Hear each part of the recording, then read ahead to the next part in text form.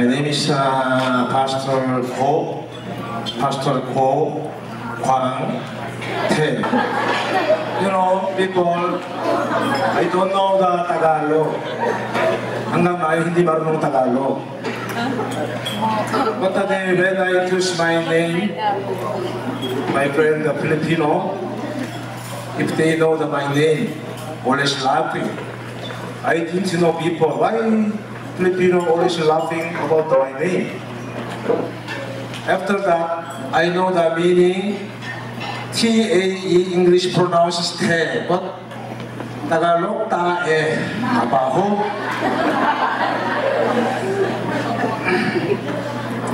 But calling. I heard this camp is a leader camp. I believe all of you guys to become to be leader. Amen? Amen. I hope all of you become to be leader. Amen? Amen. For the what? Change the world. So how do we change the world? The first one is we should know who are calling us, or who are calling me. Can I ask you, who are calling you? Huh? Mother? Mother calling you? How about the father? No. Okay. You know, we should know, if we want to change the world, we should know first calling, who are calling. That is the God calling us. Amen? Okay, let us say God calling us. God calling us. It is very important to our mind who are they calling us. That is God calling us. It's very important. The first one, you should know the calling. So if you become to be good leader, who are they calling? Yeah, somebody say the mother calling me. Yeah, it's right. But more important, God calling me. Amen? Amen. You know, the association encourage the students we have the promotion of reading habits. So that's the reason why we give books to schools. We solicit books from US. And then this coming December, we have again one container of books. Kaya those schools who are here, I'll get the schools who are and then they can avail through Pastor Isaac. So yung aming asosasyon ay talaga nagpo-provide books sa mga schools, especially those less fortunate schools. What else? Yeah, I was asked by Pastor Isaac to bring my son. I think he will talk on, I don't know, about leadership, and then he was also the founder of Basa Bata, and then also he's also promoting reading habit to children. At nag-storytelling din siya. Okay, you may be wondering why I'm wearing shades and why I walk like this. I had 2 brain operations. I had this, ito yung una, and then I had second one. They punctured, may aneurysm ako, parang alam niyo ba aneurysm? Why of all people, why me? I asked him, ba't ako? Ang dahil-dahing addict dyan, ang dahil-dahing pusher dyan, ang dahil-dahing si Raul yan, ang dahil-dahing siga, ang dahil-dahing corrupt, ba't ako?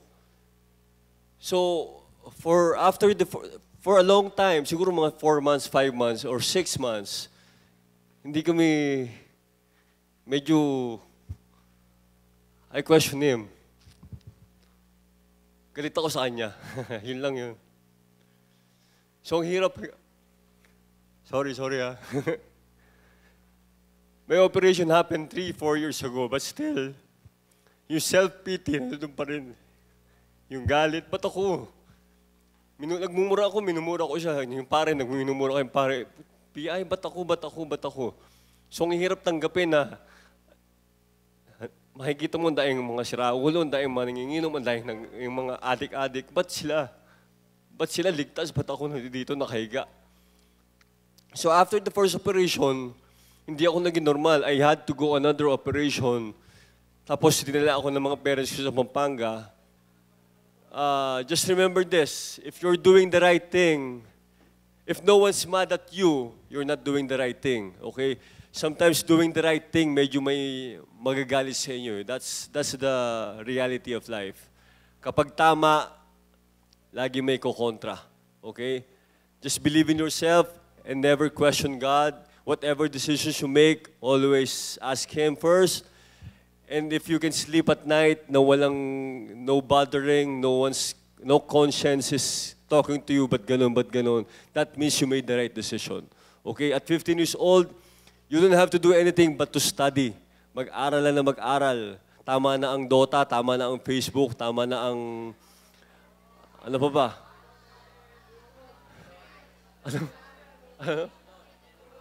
Hello? Okay, that's part of life. Nung panahon ko kasi, hindi pa masyado uso Facebook eh. Pero ako na ngayon, Facebook. Before, there's no Google. You have to read. You have to get a book to learn something. But now, with one click, all the information is right within your hands. So it's up to you to take advantage of that.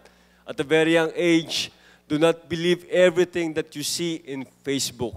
Please, okay? Try to research, try to Google, better try to read.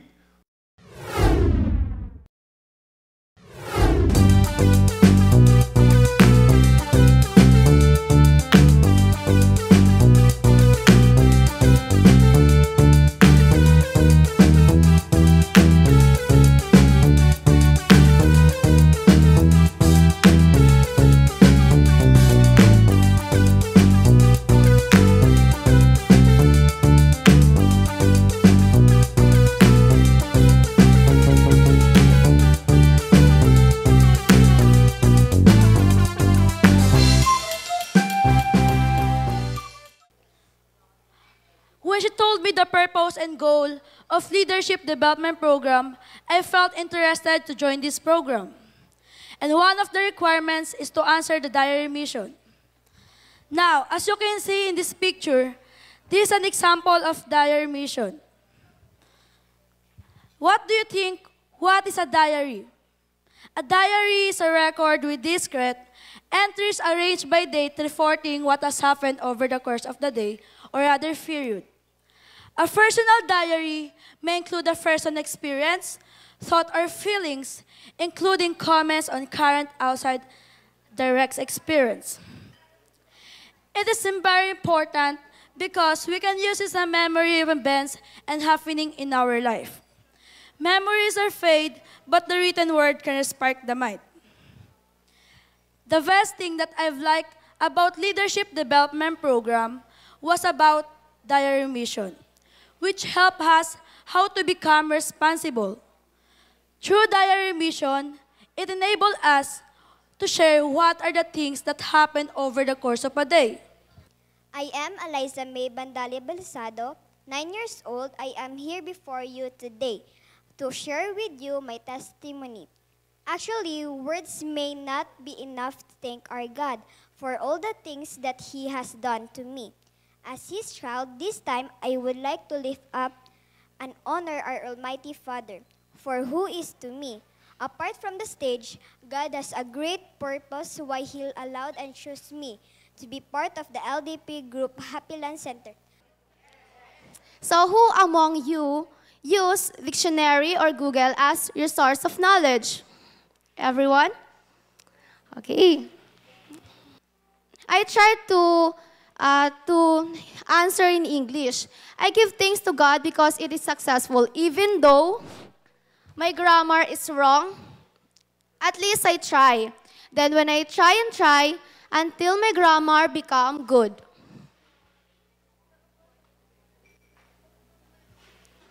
For me, LDP is to train the youth become a good leader someday. In this program, the lesson is comparing in the Bible.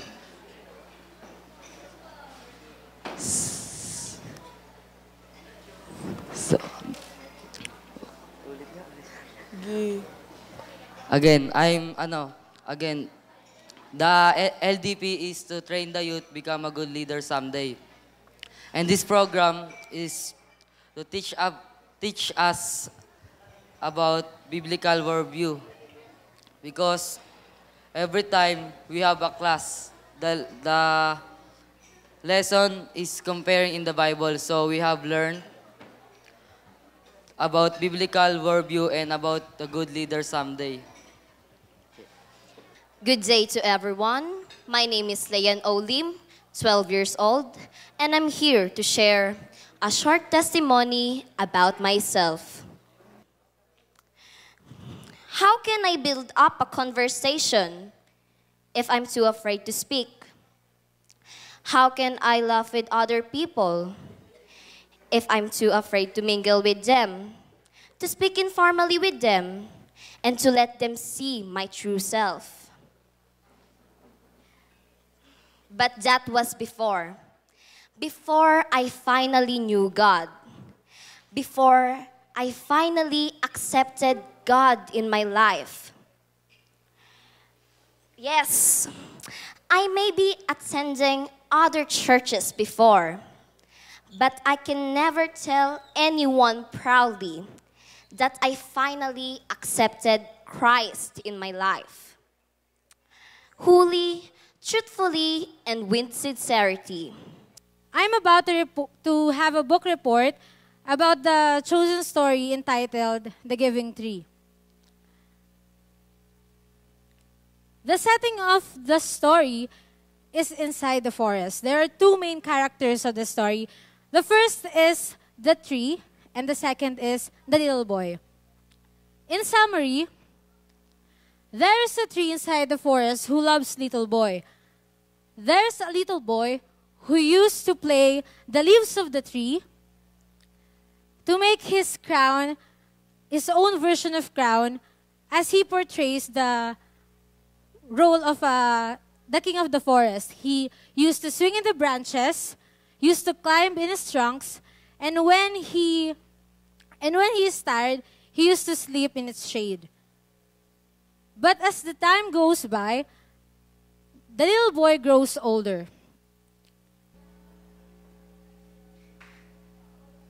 Good day, everyone. My name is Aliyah Colin R. Diciembre, and I am from Children Center. The title of my story is Why the Cock Crows. Do you even know why the cock crows? Anyone? Okay, no. Okay, let's start. One day, Pepe was asked si dapat to wake him up before sunrise because he needs to attend a very important meeting. Lesson learned from this story. Do not ever tell someone a secret and always tell the truth. If someone tells you something private or personal, you should keep it no matter what happened. I may sound childish, but liars go to hell. The book My Heart Cries Home is an eye-opener that every part of our lives in Jesus' home. We cannot hide anything from Him. We cannot be a Christian in the church and home only, but not in school or when we are with our friends. Jesus wants 100%. This story is an exhortation of having a life, fully surrendered by God. Being a leader does not end as being good, but to be a leader whom God wants us to be. Someone who first Him, acknowledges Him in every step that we take, including Him. In every decision we take is an important factor. I'm here in front of you to tell my reflection and my summary about the book of You Are Special. But first, before I read this book, I feel that poor people's life was not important because they had no money, no food, no work. But this book helps me to realize that everyone's life was important. I want to share what I have learned in mentoring. Tackled by our speaker, Pastor Roy Young, was the importance of our own language. And as a Christian, or merely, Being a normal person, language is important in communicating, sharing, expressing one's own view over matter. Language can help us to share the gospel of God. We can fully share God's message through language if given the chance to learn other dialects and languages. We have to grasp it so that we can still communicate with them and share God's word. And now, as a student, we must give importance in acquiring the knowledge, being impart one mentors or teachers, having a title or degree can make us more legible to share the gospel. As you can see in the picture, he is Mr. Hasan Oboye, one of our mentor. He is a licensed social worker who counts to the tribes of Igorot. He shared to us how the lifestyle was changed because of hard work and education. Igorots are people from the mountain of Cordillera region. They have several tribes and dialects, which were from different provinces. In history, the Cordillera is one of the first regions which were conquered by the American. In terms of religion, most of them nowadays are Christian, while few remain pagans. Igorots are hardworking people. Their main source of income is agriculture. Education, then was the difficult to achieve, especially for people who come from far-flung communities. Children had to walk kilometers and hours to reach the school.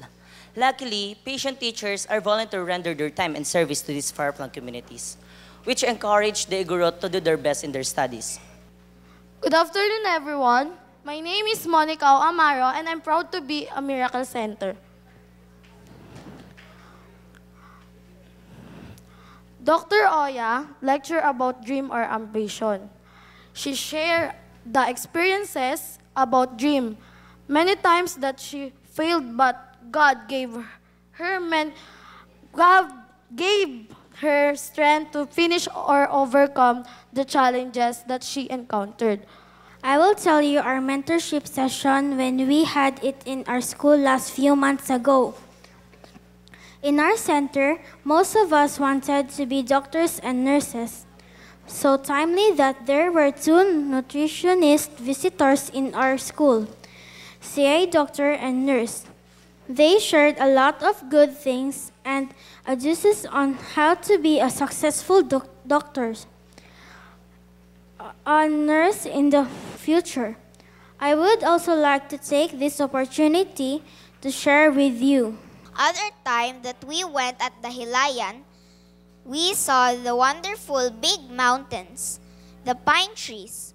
We were amazed about the things we saw there, and we were very blessed.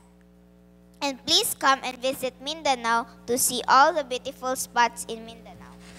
Do you know that Pinoy Mountaineer is very supportive of promoting ecotourism area as alternative to illegal logging, charcoal making, and other destructive activities that threatens our nature? Banoy is the Tagalog word of eagle. Then it comes from the name of folkloric set as the place where eagle come to dine. And unfortunately, the eagle decreased in number. But our guide said that they continue to see them occasionally. So, ako po si Clarence Chua. I'm 14 years old. Mula sa mababait na Children's Center. We also went inside the cave. It was dark and kind of scary because it was enclosed. But the experience was nice because we were together.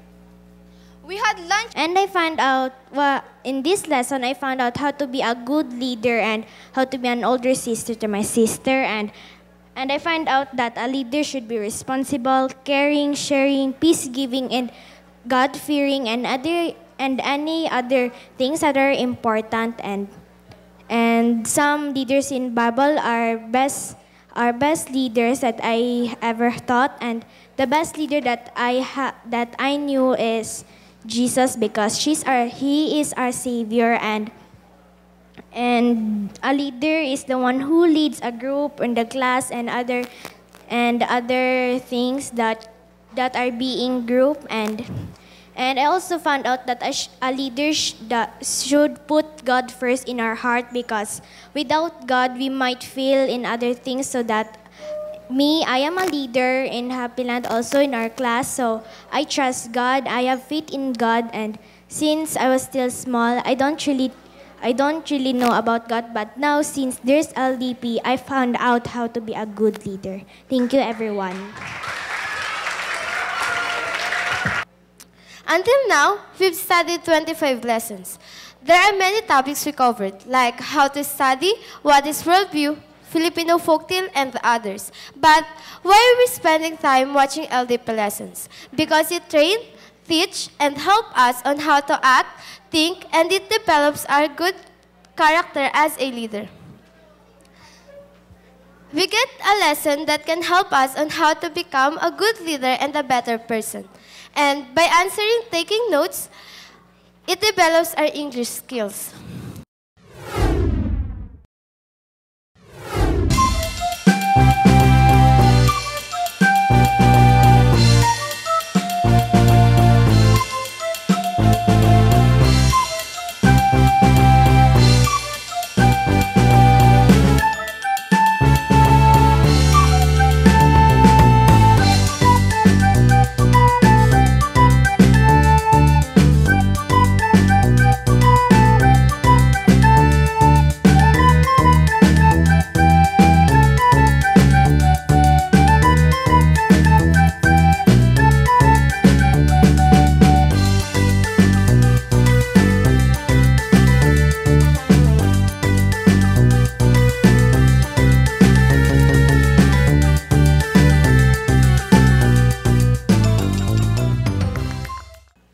Question number 2, pinakamadali. What is a leader? A person looked to by others as an example to be imitated. B, a person skilled at a particular task or occupation. C, a person who rules or guides or inspire others. Answer now. 1, 2, 3, 4, 5. Stop. Okay, may nagkamali pa. Next, number 6. Who is the leader in a given situation? A, places blame for the breakdown. B, uses people and commands. C, develop people and show how it is done. So, asan dyan ang ginagawa ng leader? A, B, or C? At the count of 5, 1, 2, 3, 4, 5. Tingnan natin kung may mali. Oh, may mali pa rin. The correct answer is? O, basahin nga yung letter C. O, dapat ganun tayo. Amen? O, ang dami pa rin wala. 9 questions. It sees the reality as ultimately physical and thus focuses on the unity of nature. What worldview is this? A, secularism. B, theism. C, animism. Write your answer, A, B, or C. At the count of 5, 1, 2, 3, 4, 5, raise your answer. Okay. The correct answer is A, secularism.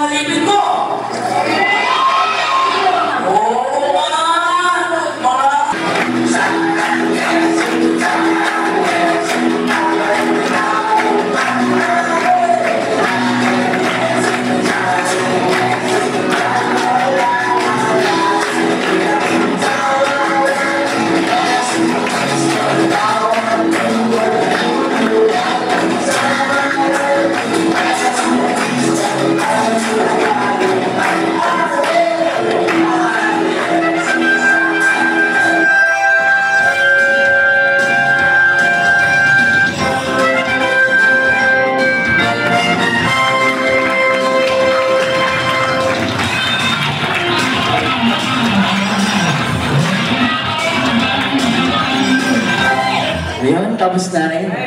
Thank you po sa Philcon Center, Philcon Mission Center. Sana ba...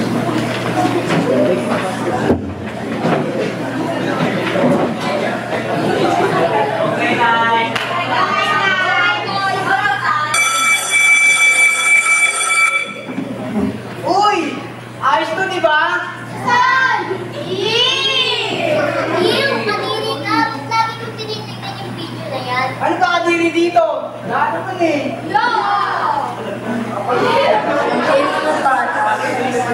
Kaya maligay alam niyo ba na may programa yung band? Yes, ma'am! Importante itong programa to kaya huwag kayong absent ha. Yes, ma'am! Bukas na yung start ng practice, okay?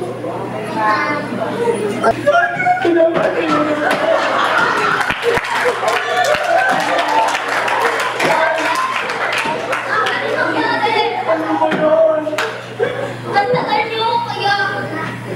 Kumusta na ako dito? Saan? First day mo yun, di ba? Kaya makapatigil ka namin eh. Saan?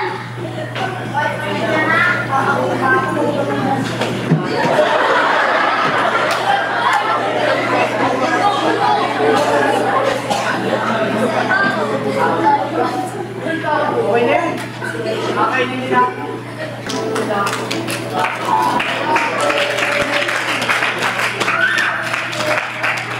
Happy birthday to you.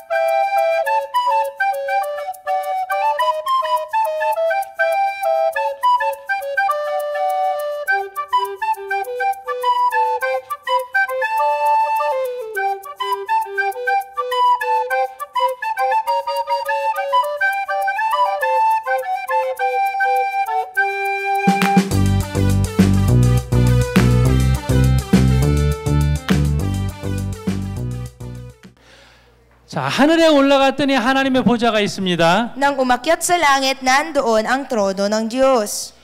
모든 성도님들이 아무리 힘들고 어려워도 하나님이 왕이시라는 이야기예요. Ano po ba ibig sabihin? Kahit nahihirapan na ang mga tao, Panginoon pa rin ang siyang nakaupo sa trono. 여러분 믿습니까? Siya ang hari. Naniniwala po ba kayo? Na siya 아무리 ang 힘들고 nakaupo 어려워도 ngayon? 하나님이 왕이신 것을 믿습니까? Kahit nahihirapan na kayo dito sa sanlibutan, naniniwala po ba kayo na Panginoon pa rin ang nakaupo sa trono natin ngayon? 세상에서 Amen. 위로를 받는 것이 아니라 하나님께서 진정한 위로가 되시는 것을 믿으십니까? Naniniwala po ba kayo na ang tunay na pakikiramay ay nasa Panginoon at ang hirap na nararanasan natin ay hindi higit pa sa langit? 교인들이 상상했습니다.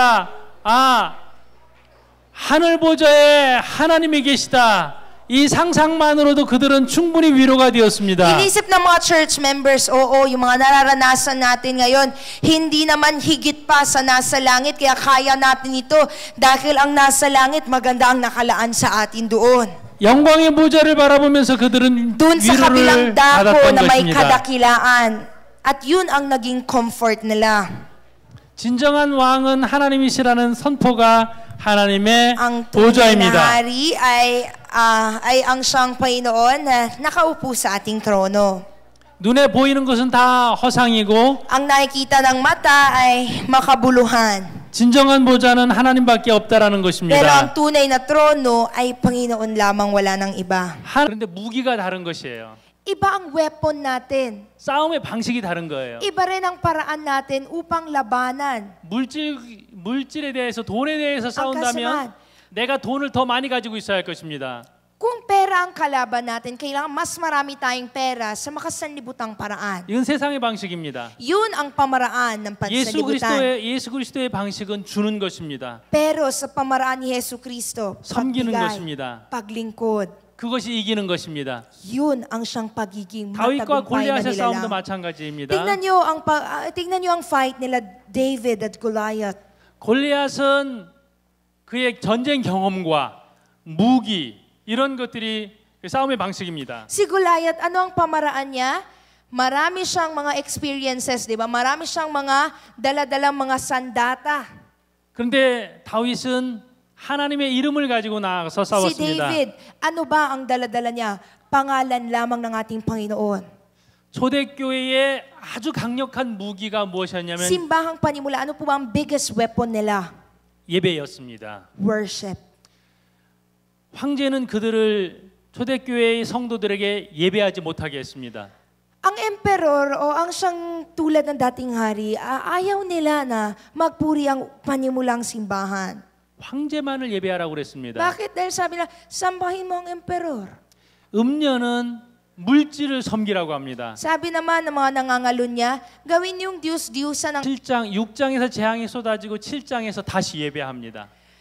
Chapter 6, meron pong plagues. Chapter 7, mag-worship na naman. 교회는 승리할 것이라는 예배가 있습니다. Ano po ba ibig sabihin nito? Kung magtatagumpay, ang simbahan ay hindi nawawalan ng papuri. 예배로 시작하고 Nagsisimula sa papuri, 사이사이 예배가 있고 at sa in-between, 끝에도 meron ding worship, at sa 예배가 huli, 있습니다. merong rin worship. 우리가 이기는 방식은 하나님의 방식대로 나아가는 것입니다. Ang pamaraan ng paglaban natin ay ukol at sa pamaraan ng ating Panginoon. 우리는 주님을 따르는 자입니다. Tayo ay tagapagsunod ng ating Panginoon. 예수님처럼 내어줌의 방식, Tulad ni Jesus laging nagbibigay, 섬김의 방식으로 주님을 naglilingkod. 따릅니다. Ganoon ang mga kaparaanan natin upang paglingkuran po ang ating Panginoon, upang makatulad po natin siya. 그리고 예배함으로 주님을 따르게 됩니다. At dahil sa papuri atin siyang nasusundan. 여러분들이 참되게 주님을 따르는 하나님의 사람이 되시길 바랍니다. Naway maging tunay at matuwid kayong tagapagsunod ng ating Panginoong Diyos. We must put our trust and faith to the Lord in order, no matter what, for us to receive His blessings. Ngayon, para makuha natin ang mga pagpapala ng ating Panginoon, kinakailangan yung ating pagtitiwala at pananampalataya sa Diyos ay lagi nating kasama. Alam natin. Amen? May natutunan ba kayo o galit na kayo sa akin? Ay, hindi, nakangiti na eh. So, ibig sabihin, may pagbabago ngayong araw na to.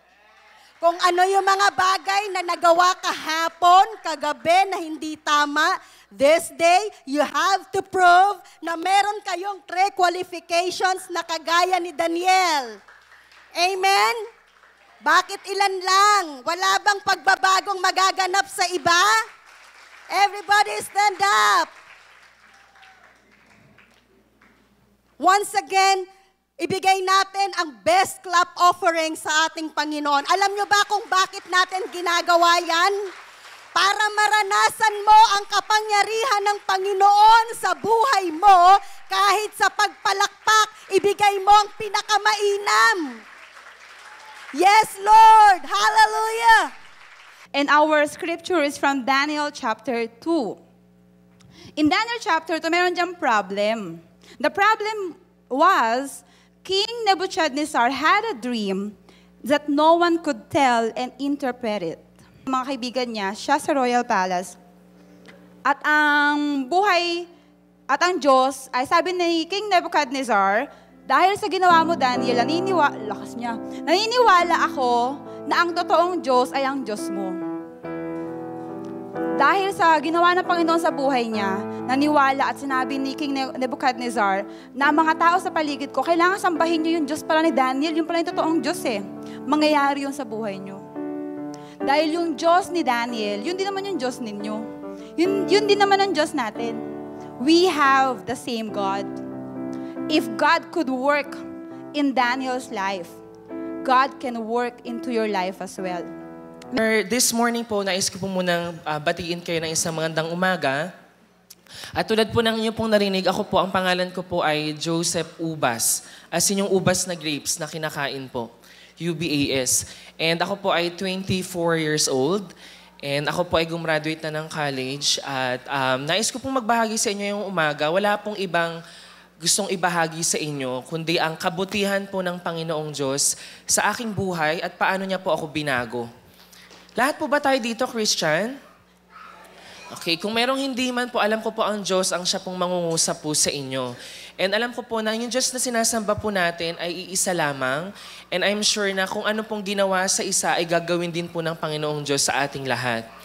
And I want to share po sa inyo ngayong umaga, 2 bagay po. Ang buhay ko po when I was not, hindi ko pa po nakikilala ang Panginoong Diyos at yung buhay ko po nang nakilala ko po ang Panginoon.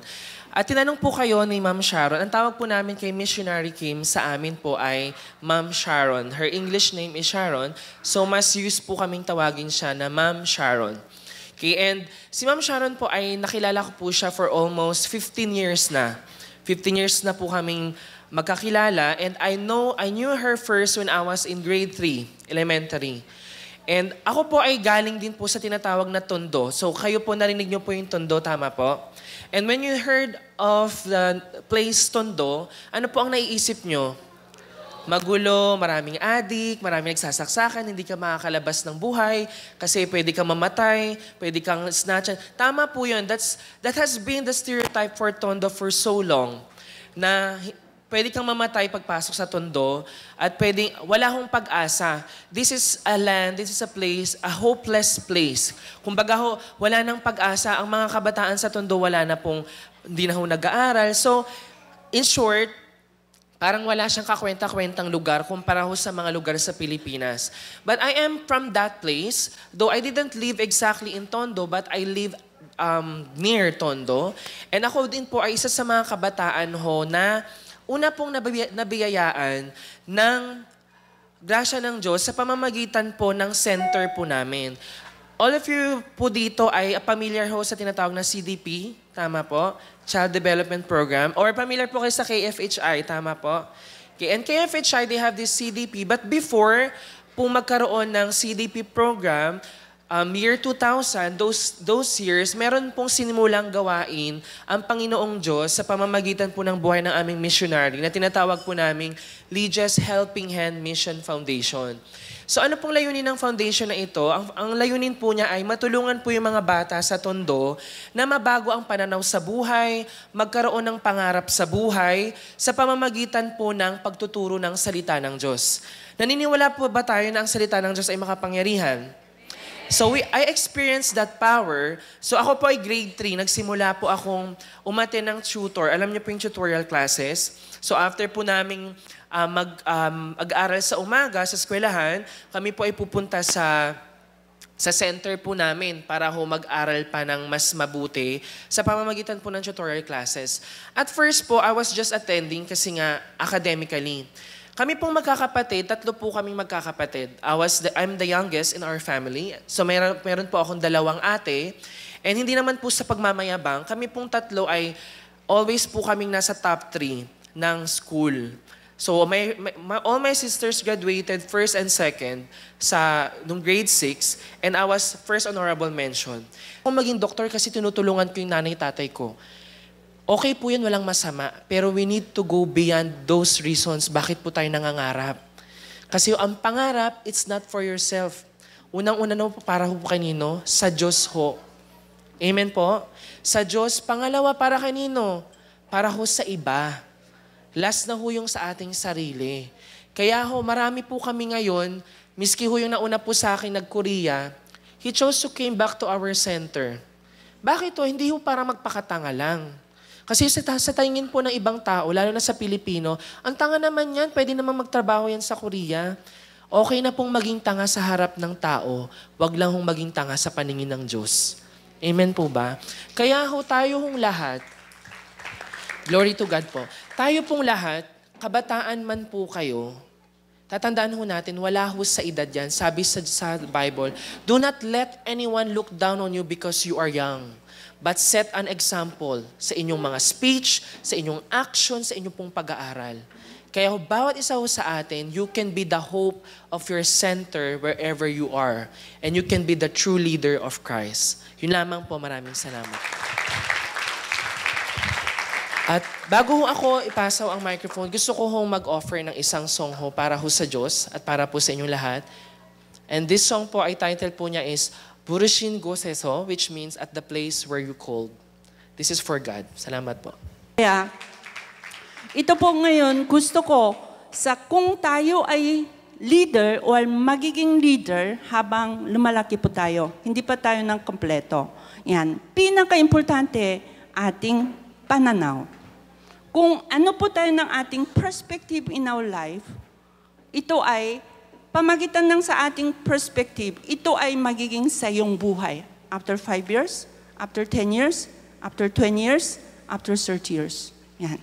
Kaya, hindi po ito dahil sa magulang, hindi po dahil sa ito ay lahi, hindi po dahil sa lugar.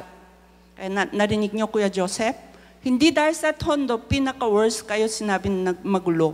Hindi po dahil sa lugar. Nanay niya namatay dahil hindi sa nawala ng magulang. Kundi, what is ating perspective, pananaw, ito ay magiging sa ating buhay po natin. And susunod, kung tingnan po natin ng sa next, ito, and pleasing to God, na lugot-lugos sa Diyos. And magiging holy life. What is a holy life?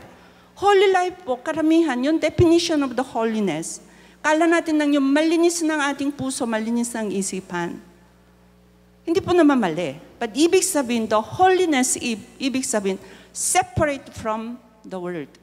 Ibig sabihin, dati sa ating buhay po tayo, dahil sa we are sinner, kasalanan. Kaya yung takbo ng mundo, ng ating buhay po natin, puro sarili.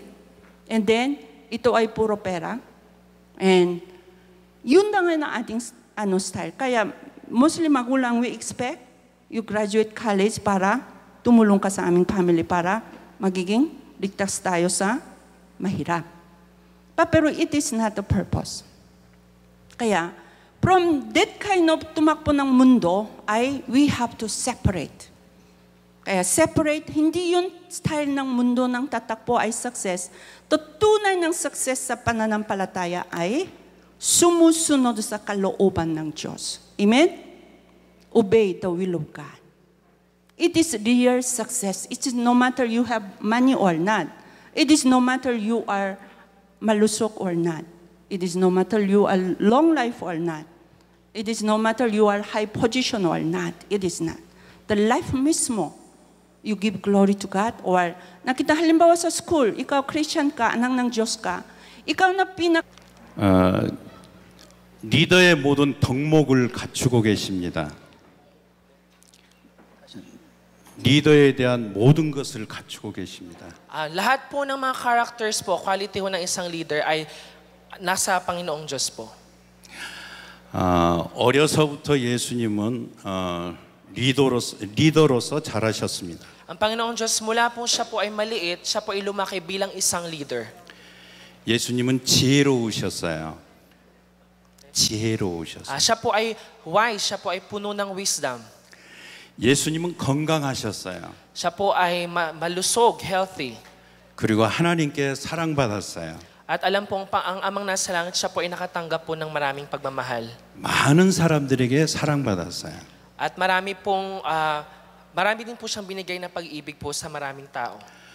리더 훈련을 받은 여기에 모인 여러분, Kayo pong lahat na naka-join po ng leadership camp, 여러분 모두가 예수님의 어린 시절처럼 예수님처럼 그렇게 리더로서 자라시기 바랍니다. and I hope po ng bawat isa po sa inyo pong murang edad, tulad po ng kabataan ng Panginoong Diyos, kayo din po ay lalaking isang totoong leader.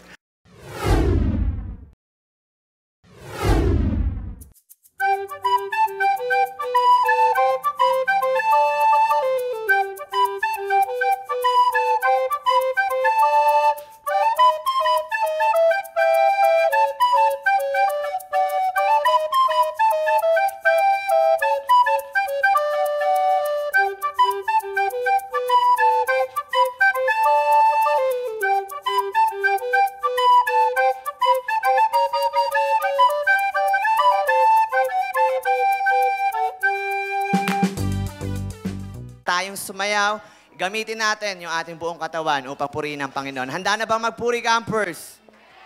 Sumigaw ng malakas na amen ang handa na magpuri. Amen! Si Jesus lang. Sapat na. Sapat na.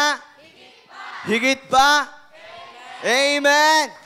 Amen. So tunay nga na langit ang ating nadarama kapag ang Panginoon nasa atin. Amen.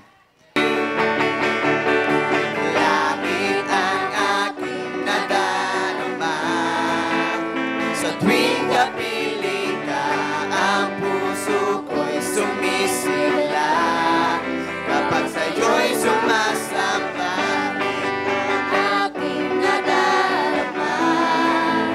Sa tuwing kapiling ka, ang puso ko'y sumisigla. Kapag sa'yo'y sumasamba, kailangan ko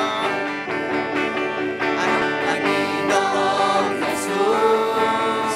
Malayang malaya ka, baguhin mo ang buhay ko. Ito'y iyong iyo, iyong iyo. Ako ay narito, Panginoon. Sa bawat pusong napapagat, kaya't ang awit ng papuri, awit ng pasasalamat, at ang awit ng pagsamba. Ay para kanino, LDP? Minsan pa may galak. May galak, may saya, may duwa sa piling ng Diyos, sapagkat hirap na puso puso ay naglalaho. May awit, may siya. Ang papuri para sa Diyos na hatid ng puso. Pinagpala niyang lubos. Come on! Handog niya ay kagalakan, handog niya ay kalakasan, sa bawat pusong napapagat, kaya't ang tagsinun. Yan, pwede niyong kamayan yung gusto niyong kamayan. Campers, pwede niyong kamayan yung mga gusto niyong kamayan. Lapitan niyo yung mga gusto niyong lapitan.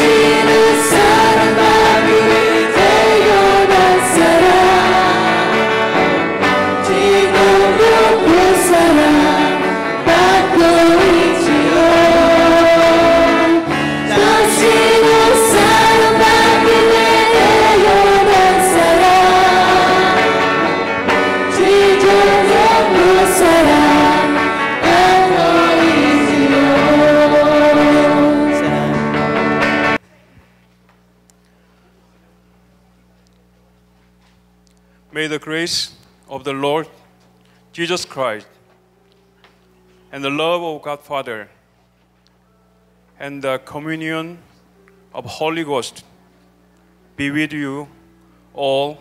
Amen. Thank you.